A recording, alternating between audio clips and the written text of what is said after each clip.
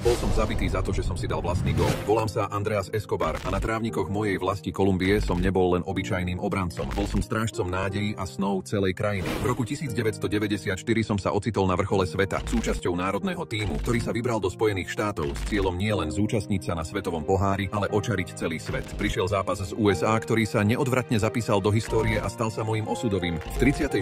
minúte pri útoku USA som chcel zachrániť situáciu a dostať loptu preč z našej 16. Stalo sa však niečo, čo sa dá len ťažko vysvetliť. Lopta udrela do mojej nohy a zrazu som sledoval, ako sa krúživým pohybom uberá smerom k vlastnej sieti. Ticho, ktoré nasledovalo po záverečnom hvizde, vystihovalo našu prehru 2-1. Vrátil som sa domov, vedomý si toho, že tento okamih sa bude navždy viazať s mojím menom. V noci na 2. júla, len 10 dní po zápase, som sa ocitol tvárou v tvár s osudom. V ten moment, keď zbraň bleskovo zastínla nočnú oblohu a zvuk výstrelov prerušili ticho, som si uvedomil, že moje vlastné omyly na trávniku sa stali posledným súperom, ktorému som čelil. Pre viac príbehov sleduj Historika.